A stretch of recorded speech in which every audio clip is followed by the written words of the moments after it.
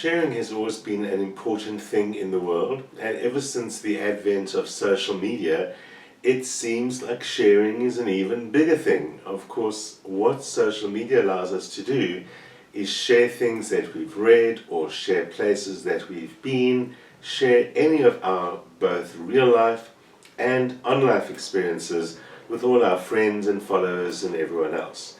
And for the most part, it's a friendly, exciting activity, although we do know that there are some other darker sides perhaps to our sharing online and our need to share online. Of course, as I said, sharing is really something we've always done. It didn't take social media to turn us into sharing creatures. In fact, it seems as if sharing could even be an instinct of some kind, something which we start at a very, very young age, pretty much all on our own, although all the research shows that it is a very good idea to teach children about sharing and giving, because sharing and giving fundamentally change the psychology of the individual for the better, and pretty much may very well change the life and the quality of life for the better. So, is there a difference between all the joys of sharing that we've known since forever and that we teach our children and sharing online? Why do we do it? What do we get out of it? And can we actually create a constructive framework for sharing and giving in our online world that has less of those negative consequences? Firstly, what is it about that dark side of sharing? I mean, how bad can sharing actually be?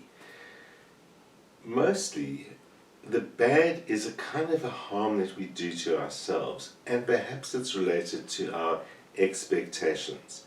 Perhaps it's related to some other important feature of social media, which has been increasingly discussed, and even the great big social media giants, Facebook, since they own pretty much all the others, have actually addressed that issue in some ways. The main issue appears to be what psychologists have noticed is that the need to acquire likes on any post that you share has great consequences. It can drive people to sharing things that they might not otherwise have shared, that might be a bit too personal or might infringe on someone else's privacy. And even for themselves, it might drive them to share things which are better kept to themselves because they need social likes.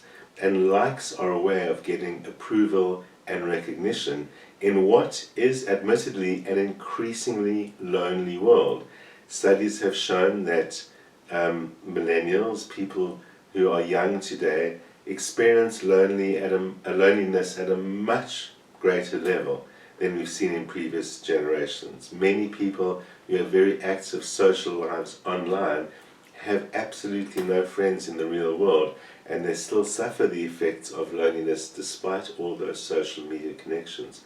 So sharing can be a way to try and create friendships and get approval, which in itself is not necessarily such a bad thing, except what happens when you don't get the approval. So when you don't get enough likes or other reactions that you might get which are negative reactions, or can have the adverse effect of pushing a person into greater depression and sense of isolation, and may push them to greater desperation to what it is they're going to share.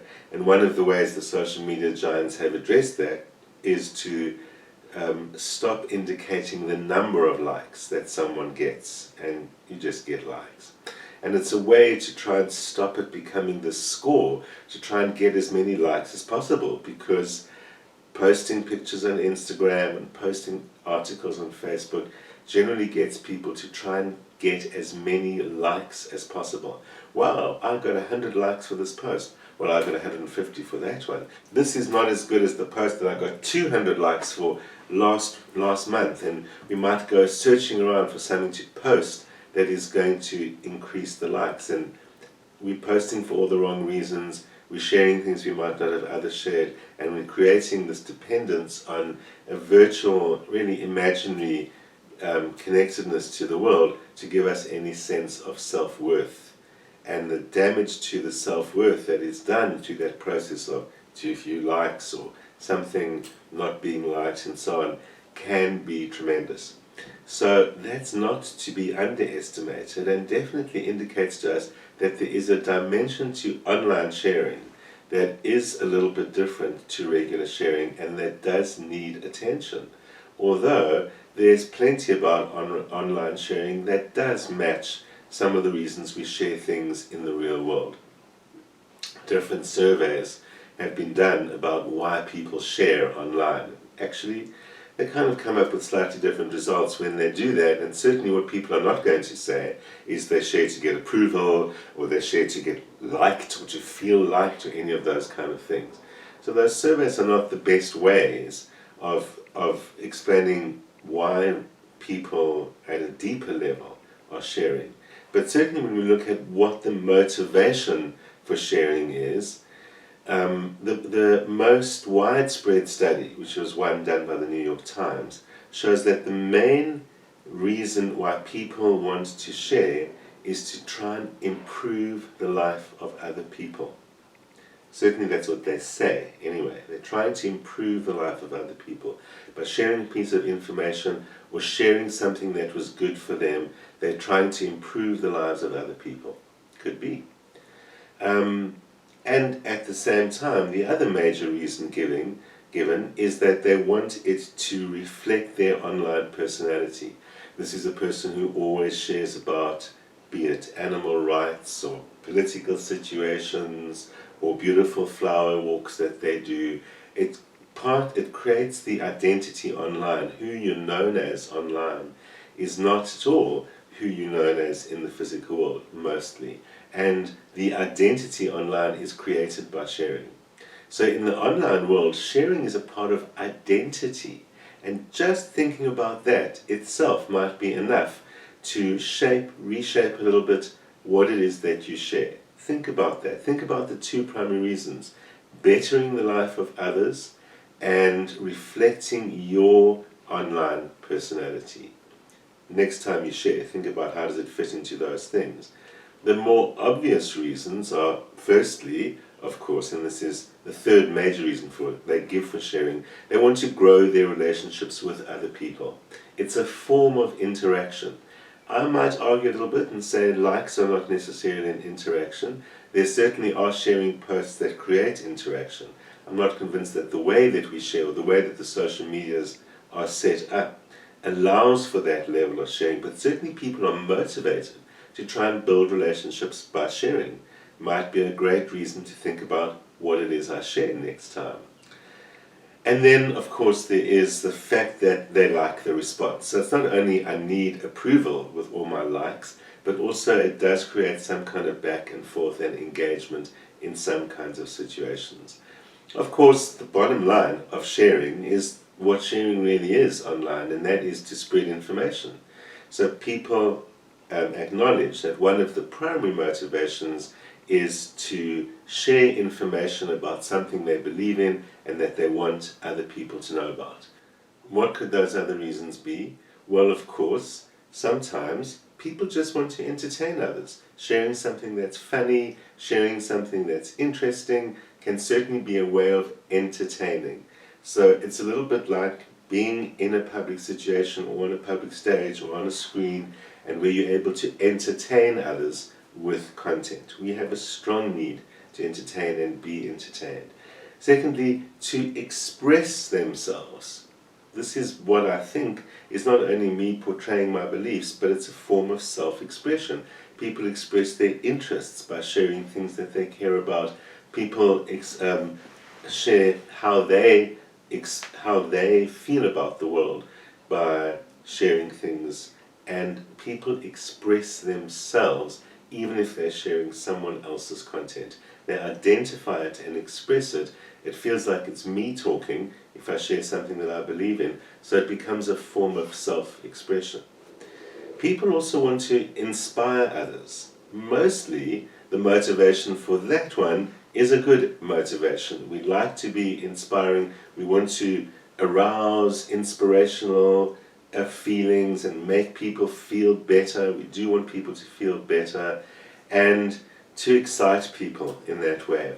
Again, the slightly shadowy side of that says, well, there's also certainly a large number of people who want to be seen as guru-like figures or sources of inspiration, and they might inspire in order to be liked or admired. You know, that's true in many things in the world, and we certainly couldn't blame social media on that, but it is something that you do need to be aware of when you look at inspiring content. Is worth asking yourself, is that about the content or is it about the person who posted it? But for the most part, we feel better when we make other people feel better. And that is something that's very key to how we share. We feel better when we make other people feel better. You can even see that in the act of giving. We all know that when you give a present, you feel good about it. You feel just as good as the person who got the present.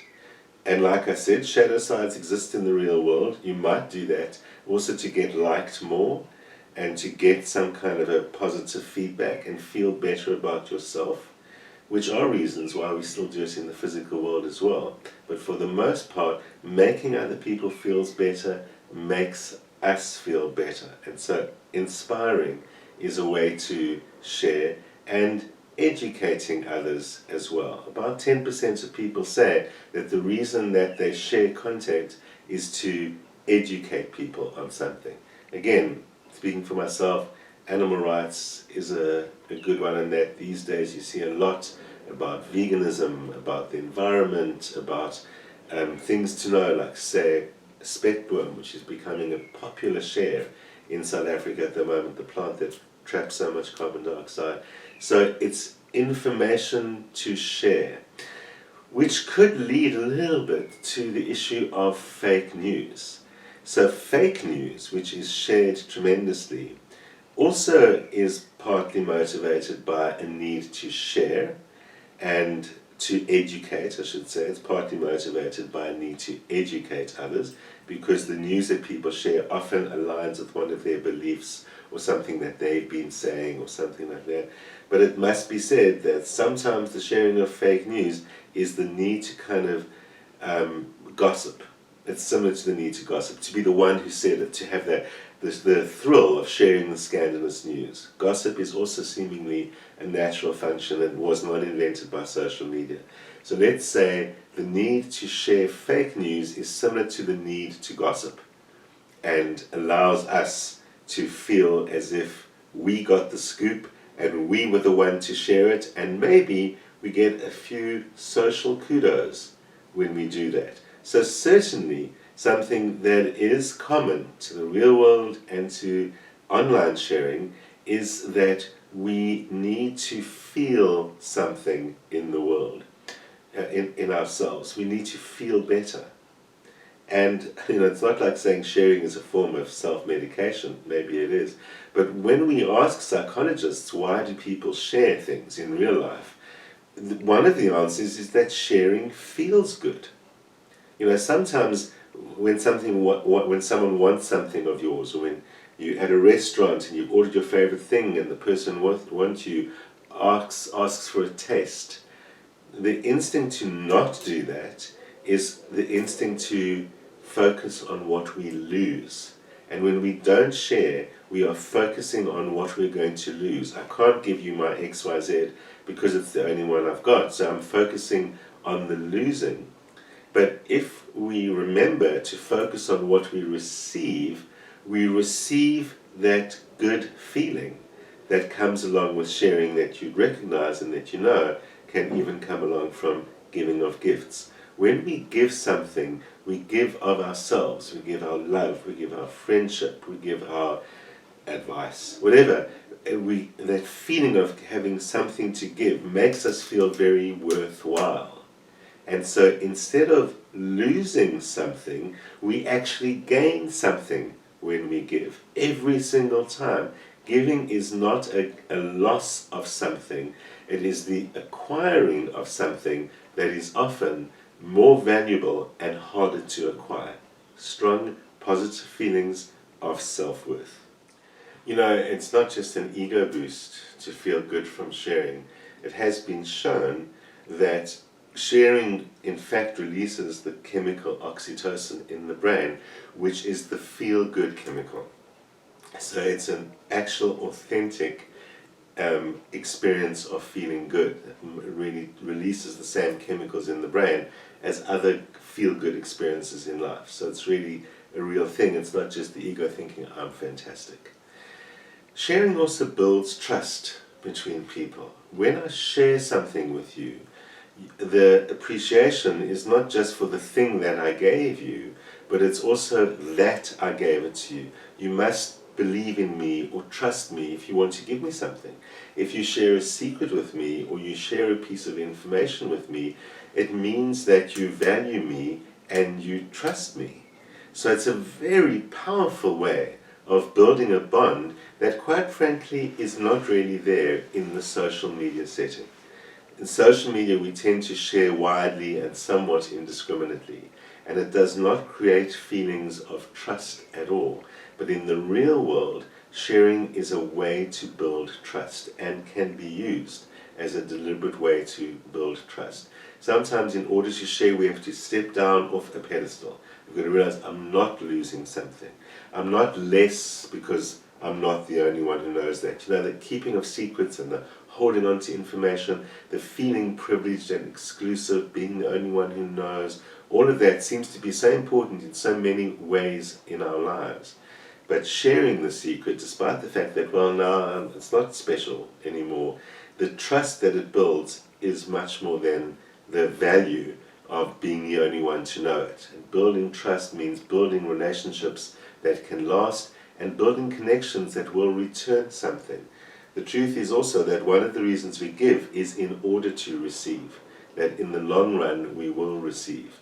It's a built-in fact of giving. Small countries that have received huge loans from big countries, when those big countries are in need, often have the need to give something in return, even though they can't afford it. So we've got such a strong sense of obligation to give back when we have received. And that also helps explain the kind of trust that we build and the value of that trust, that it returns information, resources, or whatever it is that we wanted to share. So it's a really authentic way of building connections with other people, especially when it's information that you share or information about yourself that we share. But it would always be better to live in a world that had fewer secrets, more openness, and more trust. It helps us break down suspicion or uncertainty when we share something. It releases a lot of the fear and worry and wondering about what does that person really think about me. They don't have to say what they think about you. They just have to share something with you. And then you've got a deeper non-verbal understanding of the level of trust that does not require words that say, I like you because. So it's a very powerful bonder between people, something well worth remembering next time you give or receive. Sometimes there are deeper emotional needs that are met by sharing as well. At the very simplest level, when we share stories and when we share our experiences, we discover that we're not alone in them. Sometimes we hold on to things, we keep them secret and we keep them private. We can easily kind of get self-absorbed, not only self-absorbed, but we kind of drown in ourselves. And we can hold on to pain or sorrow, and it gets worse. And yet, mysteriously, if we share the fact that we're experiencing pain or sorrow, we feel much better. So sharing can also alleviate us of emotions that are difficult to carry on our own. Sharing emotion not only builds trust and all the things, builds relationships that I've said, it allows us a certain amount of relief and understanding. Similarly to sharing experiences which you think are unique and that are difficult. Telling others what happened to you often is a way of making it real, therefore making it much more tangible and manageable, and learning that other people have the same experience. Whether you're on the receiving end or the giving end of sharing of experience, you learn that other people do have the same experience. And so it's not so bad, or someone's dealt with this before. There is a way to deal with this. So the sharing of deep and important things is a very powerful way to both manage the situation for yourself better and find solutions to it, as well as make things real and therefore tangibly manageable as well. So the connections we make by sharing deep things are important. Also, when we conceal a secret or we try and keep a secret to ourselves, other people have power over you. If I find out your secret, you're doomed. So around me, you've got to be careful. You've got to be nice to me all the time, because I might reveal your secret. And so it shifts things to a very difficult negative management space. Whereas if I've got a secret that I don't want anyone to know, and I decide I'll share the secret, then as much as it initially is scary to share it, we've now learned that sharing it makes it feel more manageable, makes me find support and help, and makes me realize it is manageable. And then you lose all your power. You can't hold it over me. You can't say I'm going to tell the world, because I'd say, well, the world already knows. So in fact, the powerlessness that we get by keeping a secret becomes power by sharing that secret. That is powerful. The powerlessness we have by keeping a secret becomes the power we have from sharing the secret. Powerlessness becomes power. And that is something very worthwhile. We can actually directly help people through giving, by giving advice, by sharing a story, by literally giving things which might improve their lives. When we give to less fortunate people, we can improve their lives, because we get something back as well. So when we give, we always receive. Sharing is a giving that makes us experience something like that. The interesting thing about giving is that giving tends to inspire other people to give. You know, that passing on of the kindness that was given to you is quite natural. So we create a cycle of giving. We're much more willing to give when others have given to us. So literally, by giving to others, you actually improve the world. You create a more giving world by giving to others. You create a more sharing and a more trusting world by sharing with others. These are powerful thoughts that, again, next time you're going to share on social media, which is an anonymous, widespread sharing, think about, how can I make it more like real world sharing that has those qualities that makes a better world? Because I've shared something of myself, because I've helped people, I've entertained and educated, which you're also doing online, but ultimately, how do I improve the world through my giving? Ultimately, to rewind back to where we started in this whole story, is that giving is related to self-worth, how we value ourselves. Often the reason we're not sharing and not giving is because we don't value ourselves. What have I got to give? Why would they want anything from me? I don't have an education. Why would they listen to me? Our self-worth can prevent us giving. And as I've said earlier on, the need for likes and those kind of things shows the vulnerability of self-worth, that sometimes we're only giving in order to get self-worth.